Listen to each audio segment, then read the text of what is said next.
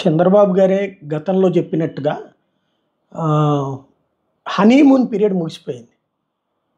ఏదైతే నిజాలు అబద్ధాలు, అబద్ధాలు నిజాలు అన్నటువంటి మీడియా కాన్సెప్ట్ నడిచిపోతుంది. ఎల్లవేళలా చేయొచ్చది. కానీ పబ్లిక్ దగ్గరికి నువ్వు ఒక ముద్ద పెడితే సంతోషపడతారో లేదో తెలీదు. ఎందుకయ్యా అంటే అన్నీ ఇచ్చినటువంటోడినే తన్ని తరిమేశారు. కాబట్టి ఆ సెక్యూరిటీ లేదు. కానీ ఇవ్వనప్పుడు ఎలా ఫీల్ అవుతారు? ఇది తేలుతుంది.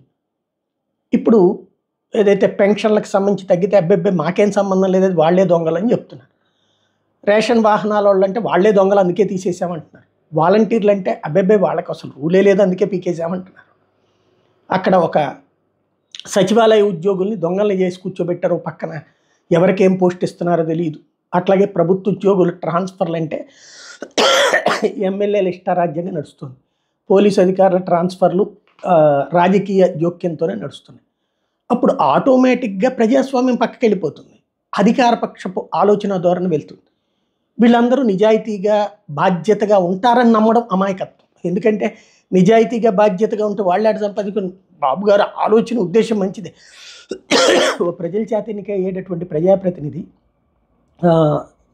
వీళ్ళందరినీ కంట్రోల్ చేస్తే బాగానే ఉంటుంది. కానీ వాళ్ళు ఇసుకను దోచుకుంటున్నారు, మట్టిని దోచుకుంటున్నారు, అన్ని రకాల దోపిడీ జరుగుతుంది.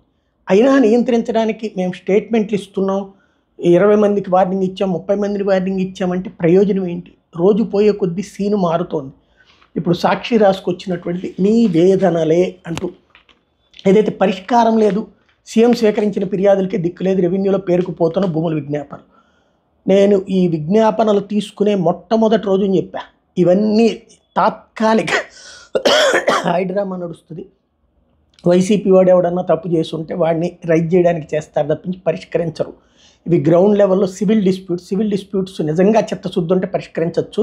బట్ అయినా తప్పు చేసినోడైనా సరే కోర్టుకు వెళ్తాడు, నష్టపోయినోడైనా కోర్టుకు వెళ్తాడు. సివిల్ లిటిగేషన్స్ అనేది అంత ఆషామాషి కాదన్నట్టు ఇప్పుడు అదే పెరిగిపోతున్నటువంటి పరిస్థితి.